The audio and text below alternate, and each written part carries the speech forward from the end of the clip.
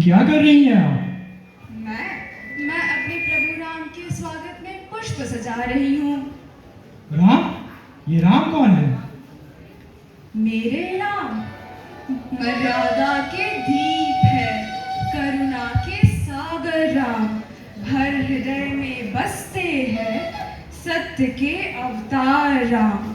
वाणी में मधुरता, नयनों में शांति का धाम, धर्म की राह दिखाते आदर्शों का नाम है राम। ना ही केवल राजा थे, वे थे जन जन के प्राण, हर युग में प्रेरणा है हमारे श्री भगवान। आओ आज मैं तुम्हें हमारे प्रभु राम की कथा सुनाती हूँ।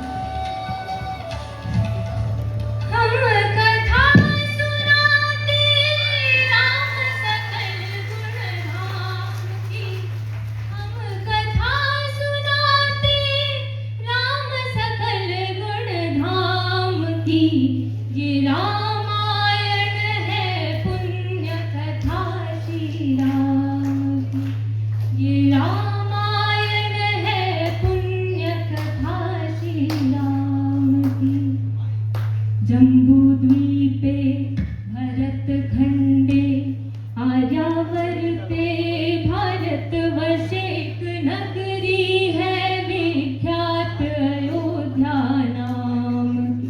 ये जन्म भूमि है परम पूज्य श्री राम की, ये रामायण है पुण्य कथा श्री राम की।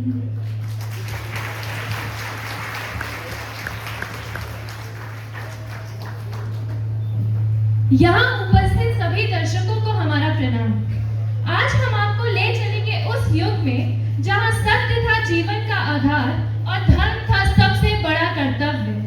आइए साक्षी बनिए उस पावन गाथा के, जहाँ एक पुत्र ने पिता के वचन के लिए राजपाट त्याग दिया, एक पत्नी ने अपने धर्म के लिए वनवास स्वीकार किया, और जहाँ एक भाई ने प्रेम और समर्पण की मिसाल कायम की। प्रस्तुत है श्री राम की अमर गाथा रामलीला।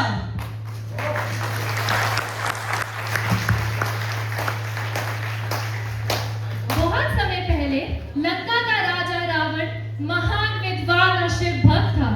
कठोर तपस्या से उसने ब्रह्मा जी से वरदान प्राप्त किया, पर अहंकार में आके अपनी शक्तियों का दुरुपयोग कर धरती पर चारों तरफ त्राही त्राही मचा रहा था।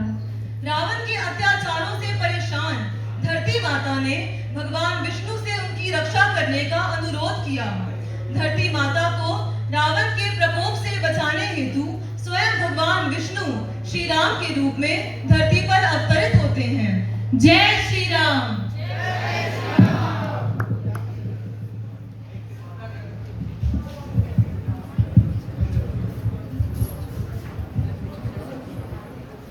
प्रणाम गुरुदेव। गुरुदेव, आपके आशीर्वाद से अपार वैभव, शक्ति, समृद्धि सब कुछ है। बस एक चीज की कमी इस दशरथ को अंदर ही अंदर व्याकुल किए जा रही है। जिस सूर्यवंश में राजा हरिश्चंद्र जैसे महान तेजस्वी पराक्रमी राजा हुए, क्या उस सूर्यवंश का अंत राजा दशरथ के साथ समाप्त हो जाएगा? मेरी तो कुलगुरु भगवान सूर्य से एक ही विनती, एक ही आग्रह है कि सूर्यवंश का अंत राजा दशरथ के साथ ना हो। गुरुदेव। राजन, अब वो समय आ गया है। आप जाएं और पुत्र कामेष्टि यज्ञ करें, जिससे आपको पुत्र की प्राप्ति होगी। प्रणाम गुरुदेव। तथास्तु। यज्ञ फलित हुआ, भाग्य मुस्काया, दशरथ के आंगन सुख छाया। राम लक्ष्मण भरत शत्रुघ्न आए, अयोध्या ने मंगल गीत गाए। हर्षों से महका हर एक द्वार, राजमहल लगा स्वर्ग सा साकार। समय चला, बालक बड़े हुए, गुरु वशिष्ठ के चरणों में खड़े हुए। राम के पराक्रम की गाथा सुन, गुरु विश्वामित्र अपने यज्ञ और आश्रम को राक्षसी ताड़का से बचाने हेतु राजा दशरथ से श्री राम और लक्ष्मण की मांग करते हैं।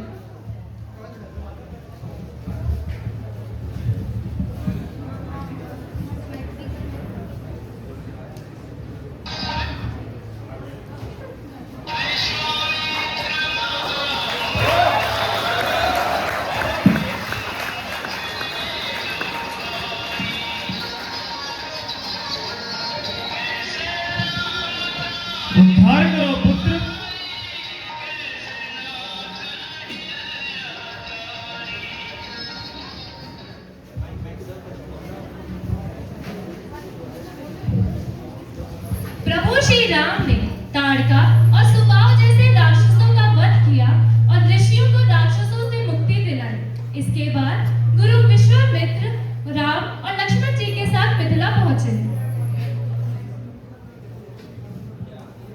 आइए चलते हैं मिथिला की ओर, जहां सीता स्वयंवर की तैयारियां हर्षोल्लास से हो रही हैं।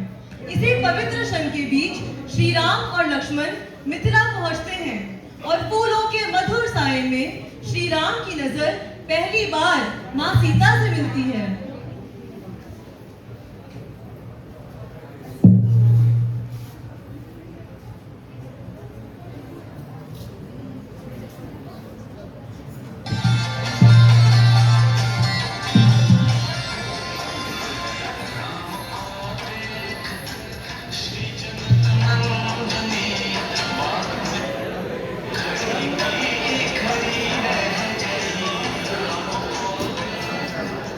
हे पारसनाथ, यदि मुझे वर प्राप्त हो तो वो केवल मर्यादा पुरुषोत्तम श्री राम ही हो। जो शिव धनुष पर प्रत्यंचा चढ़ा पाए वही जानकी का वध होगा। सीता स्वयंवर।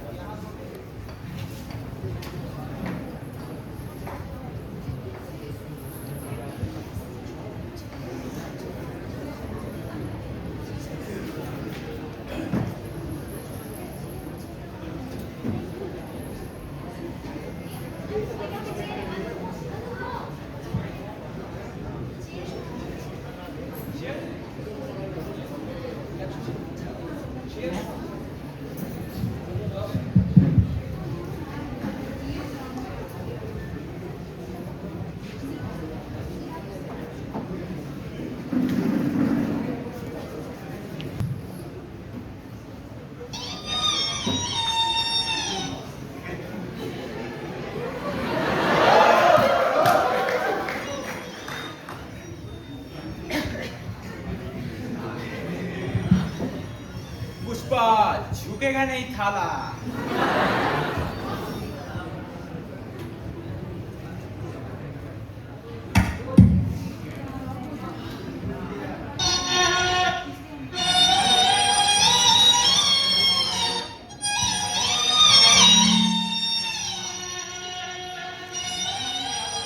पुष्पा पुष्पा तो गिर गया।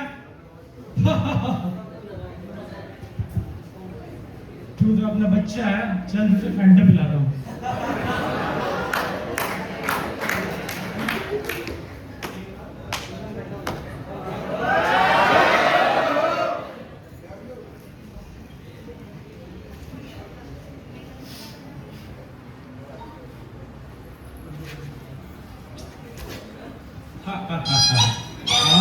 यहाँ आई। अब और उपहास नहीं। हे भगवान, ये मैंने कैसा प्रण ले लिया। लगता है मेरी पुत्री सीता अब कुंवारी ही रह जाएगी। आज निराशा के अथाथ सागर में डूबे हुए मुझे चारों ओर कापुरुष दिखाई दे रहे हैं और लज्जा में डूबे हुए इनके चेहरे मुझसे बस एक ही बात कह रहे हैं कि जनक लज्जा के मारे डूब मरो, क्योंकि आज ये धरती छत्र विहीन हो चुकी है। क्या इस भरी सभा में कोई भी ऐसा वीर नहीं जो इस सिद्ध धनुष को उठा इस पे प्रत्यंचा चढ़ा? महाराज,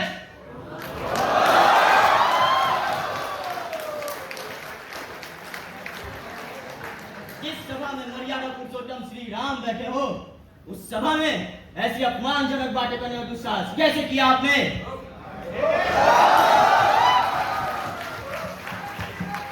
क्या आप जानते नहीं, जिस सभा में रघुकुल का कोई एक भी व्यक्ति बैठा हो, उस सभा में ऐसी अपमानजनक बातें करने और दुस्साहस कोई नहीं करता है।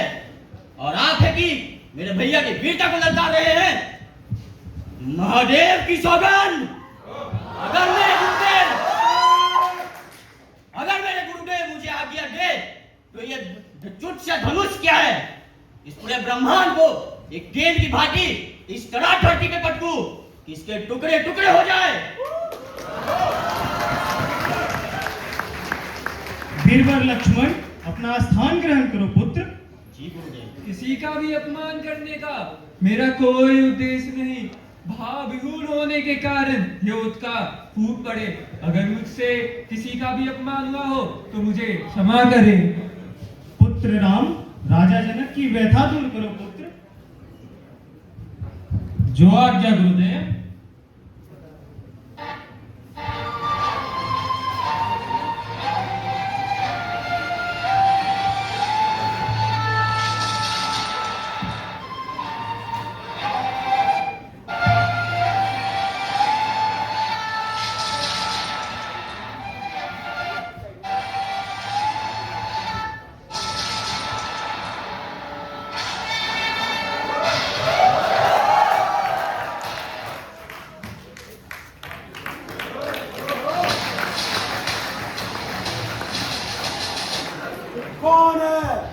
कौन है वह अहंकारी जिसने मेरे आराध्य गुरु भगवान शिव जी के दिव्य धनुष को तोड़ने का दुस्साहस किया है?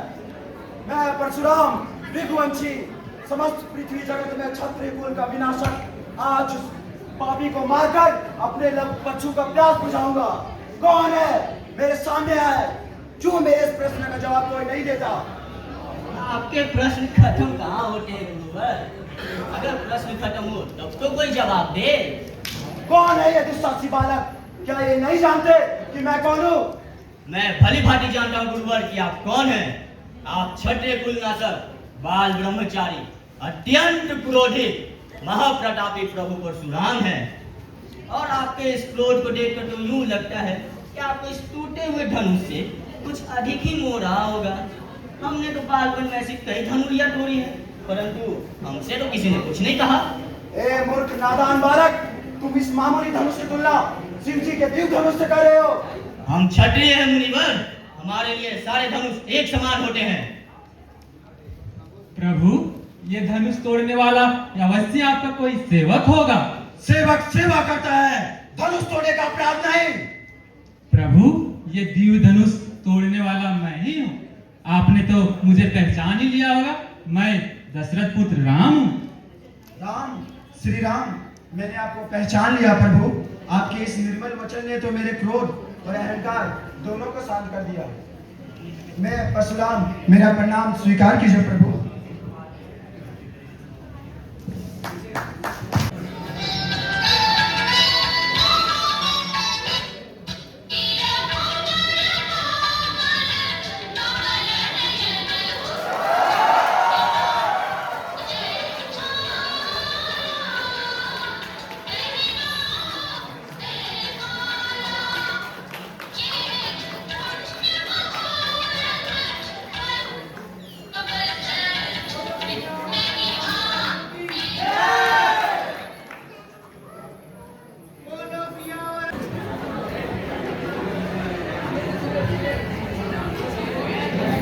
आज मेरा हृदय गर्व से भर गया है क्योंकि मेरा पुत्र धर्म के राज सिंहासन पे बैठने जा रहा है। दीदी, राम केवल आपके पुत्र तो नहीं, राम तो मेरे हृदय का अंश है, मेरा अपना पुत्र है। सच कहा दीदी आपने, हमारा राम सबका प्रिय है। चलिए राज तिलक की तैयारियां चालू करें। चलो चलते हैं।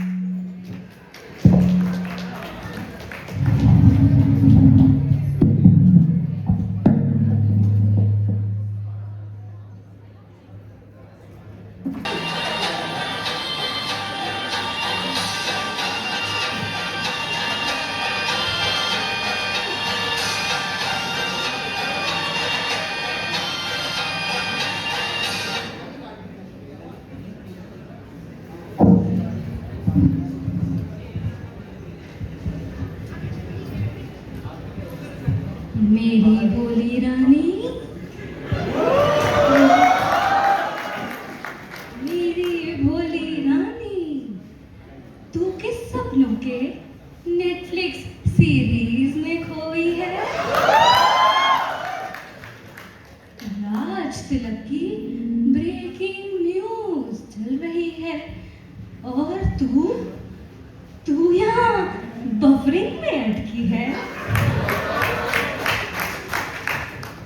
पतंजलि, तू दासी है या खबरी? तेरे मुंह से सच कम और जहर ज्यादा निकलता है। पर एक बात तो 100% सच है कि आज मेरे राम का राज तिलक होने वाला है। ये हार मैं तुझे अपने हाथों से पहना दूं। हार गले में मत डाल रानी, बल्कि यह गला ही दबा दे। तेरी यह दुर्दशा मैं तो देख ना सकूं। तेरी चिंता में मैं तो दुबली हो गई हूँ। क्या हो गया है तुझे मंत्रा? अरे तू चिंता में दुबली नहीं हुई, ये तो तेरी जबान की कसरत का असर है। दुबली तो आप भी हो जाएंगी रानी। राम के राजा बनते ही दासियों की भांति फ्री में गाड़ियों हो जाएगी। राम बड़े हैं तो राजा तो वही बनेंगे, और फिर परंपरा भी यही है। परंपरा या चाल? भरत को ननिहाल भेज दिया और यहाँ राज तिलक की इतनी जल्दी। सोचिए भरत क्या रह जाएंगे, एक दास और आप एक तुच्छ दासी। किसका साहस है कि मुझे दासी बना दे? और किसकी? कौशल्या की, जिसे आप दीदी कहती हैं, उसी ने खेल रचा है। अब तो राजा भी आपके नहीं रहे। नहीं, मैं किसी की दासी नहीं बनूंगी। सौत की दासी बनने से पहले मैं अपने प्राण त्याग दूंगी। लेकिन मंथरा, अब हो ही क्या सकता है? याद है रानी, वो दो वरदान जो महाराज ने आपको दिए थे? बस सही मौका है उन वरदानों के उपयोग से प्लॉट ट्विस्ट लाने का।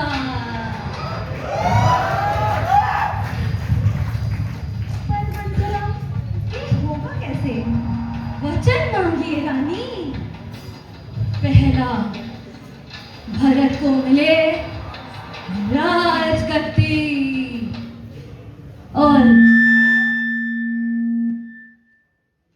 दूसरा, राम को मिले 14 वर्षों का वनवास।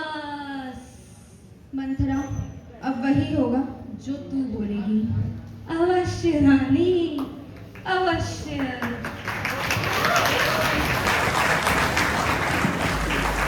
ओ प्रिय, हे महारानी कैफे, इस उत्सव के माहौल में तुम किससे रूठ कर बैठी हो? वैसे रूठने पे तो तुम और भी ज्यादा खूबसूरत लगती हो। जाने दीजिए महाराज, आपको कब से कैफे की याद आने लगी? खुद ही मुझे रुलाते हैं, खुद ही मनाते हैं। ये कैसा न्याय है? ये प्रेम का न्याय है महारानी। यहाँ रूठना भी मीठा होता है और मनाना भी। और तुम तो मुझे मेरे प्राणों से भी प्रिय हो। लगता है आपके प्राणों की सूची बड़ी लंबी है महाराज। अरे पगली, उस सूची में सबसे ऊपर तो तुम्हारा ही नाम है। कौन ये दशरथ तुम्हारे लिए क्या कर सकता है? महाराज, आपको स्मरण है, आपने मुझे 2 वचनों का वरदान दिया था। स्मरण है महारानी, अच्छी तरह स्मरण है। आज मैं आपसे उन्हीं 2 वचनों की विनती कर रही हूँ। मांगो प्रिय, मांगो। रघुकुल रीत सदा चली आई, प्राण जाई पर वचन न जाई। तो सुनिए महाराज, मेरा पहला वचन है कि मेरे बेटे भरत को मिले अयोध्या की राजगद्दी। क्या? दूसरा वचन तो सुनते जाइए महाराज। मेरा दूसरा वचन है कि राम को मिले 14 वर्षों का कठोर वनवास। नहीं, क्या मान लिया कैकेयी? कुलघातिनी, धिक्कार है तुम पे, धिक्कार है तुम्हारी बुद्धि। और उस क्षण पे जब मैंने अपना हृदय तुम्हें दिया, दया करो कैकेयी, दया करो। राम के बिना मैं जीवित नहीं रह सकता, दया करो कैकेयी। क्या हुआ महाराज? अभी आप ही तो कह रहे थे रघुकुल रीत सदा चली आई, प्राण जाए पर वचन न जाए। रखिए उन वचनों का मान महाराज। वचन की रक्षा तो हो जाएगी कैकेयी, पर दशरथ का हृदय समाप्त हो जाएगा। ध्यान रखिए महाराज, कहीं इन वचनों को पूरा करते करते आप एक केस स्टडी ना बन